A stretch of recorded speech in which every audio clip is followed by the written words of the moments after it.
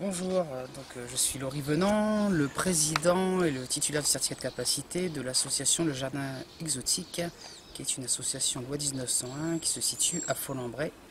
Cette association a été créée en juillet 2011, qui a pour objet notamment de recueillir les petits singes de petite taille, de moyenne taille, qui sont en détresse. Donc c'est-à-dire qu'ils ont été soit saisis chez des particuliers, abandonnés, maltraités, détenus illégalement, ou apportés par les douanes ou la police de l'environnement.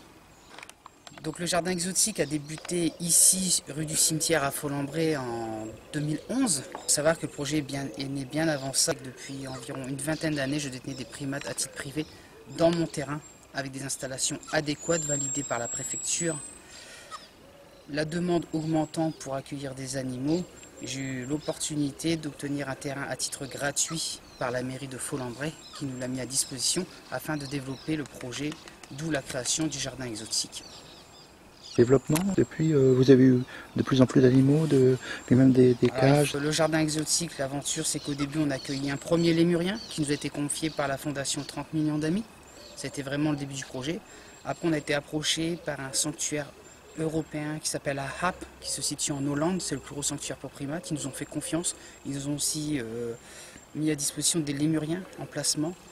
Et donc, on a réussi à se créer une petite place au milieu de tout ça. Et tout doucement, on était de plus en plus sollicité pour acquérir des animaux. Et maintenant, il s'avère qu'on a beaucoup de ouistiti, de tamarins, mais aussi des macaques. Et à ce jour, on a 14 espèces de primates différents. Après, il faut noter que l'axe majoritaire du projet, c'est recueillir les primates, certes, donc une sorte de refuge pour singes. Néanmoins, on voulait apporter une contribution sur la conservation des espèces au même titre que les grands parcs zoologiques. Donc c'est pour cela qu'on a déposé une demande d'adhésion à un organisme qui s'appelle l'EAZA, qui est une structure qui se situe en Hollande, pour le continent européen, qui coordonne, qui collabore, qui favorise les échanges des animaux en voie d'extinction. Donc tout est cadré, les animaux sont identifiés, on a un refuge. On a voulu faire partie de cette expérience parce qu'il y a un réel projet derrière de conservation pour les espèces. Nous, en fonction de nos moyens financiers et humains, on a choisi la petite espèce qui s'appelle le singe tamarin empereur, le lémurien macaco. Voilà, donc c'est des animaux qu'on a nous sur notre site. Et donc on apporte une goutte d'eau dans la conservation. Donc s'il y a un besoin de reproduction, de naissance ou d'échange d'un animal avec un autre parc zoologique, on le fera parce que c'est pour pérenniser l'espèce, toujours dans l'espoir plus tard de pouvoir les réintroduire dans leur milieu naturel, effectivement. Ce qui n'est pas le cas des animaux captifs ici, qui ont une drôle d'histoire de vie, des singes qui ont été toute leur vie élevés en captivité dans des petites cages conditionnées par l'homme, etc., dont la réintroduction sera quasi impossible.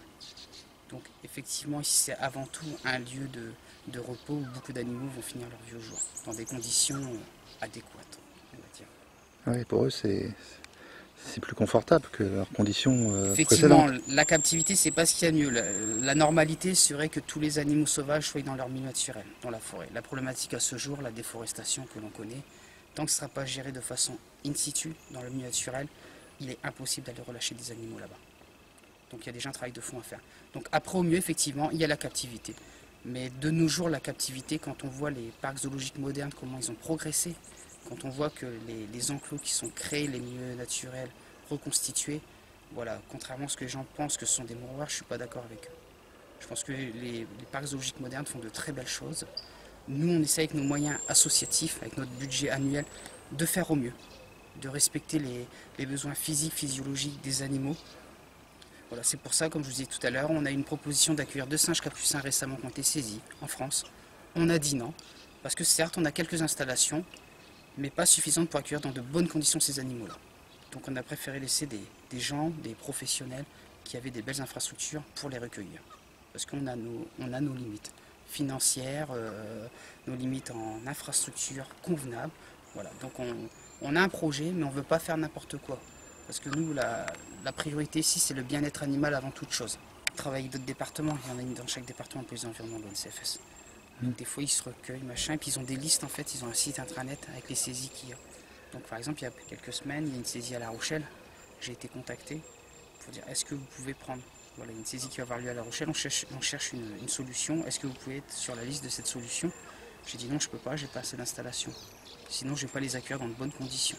Il le choix de dire, des fois on doit dire non, malheureusement. Tente de toujours dire oui. Oui, parce qu'il y a des animaux en souffrance qui vivent dans des conditions on ne sait pas lesquelles. Mais parfois, il faut savoir dire non parce qu'on n'a pas la place pour, tout simplement. Comptez construire d'autres espaces pour les animaux là? Alors le jardin exotique prend de plus en plus d'ampleur, de sollicitations, chose qu'on n'a pas spécialement maîtrisée, une grosse demande pour venir au quotidien. La problématique, c'est qu'à ce jour, on n'est pas un parc zoologique, on n'a pas la directive zoo, donc on est vraiment très limité en termes de jours d'ouverture. C'est-à-dire qu'on a le droit à 7 jours pleins par an ou 13 demi-journées. Nous, on a fait le choix stratégique d'ouvrir 13 demi-journées, à savoir tous les dimanches après-midi l'été, ce qui marche plutôt bien. Donc effectivement, il y a une grosse demande pour venir plus, les gens ne comprennent pas, ils nous appellent, on veut venir demain, après-demain. Non, c'est pas possible. Alors quand on commence à leur expliquer quelle est la problématique, c'est pas une décision personnelle, parce que si ça serait en un claquement de doigts, le parc serait ouvert tous les jours. Il y a toutes des autorisations administratives à obtenir derrière qui sont longues et difficiles pour ouvrir à temps complet. C'est une question réglementaire. C'est une question réglementaire. Et la problématique à ce jour, c'est que le terrain du jardin exotique se situe en zone naturelle.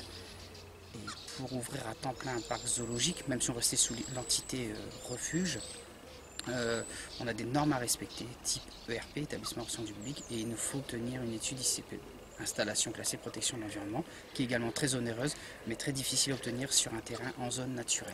Il va continuer, il va se développer parce qu'il y a une demande, on est un groupe motivé.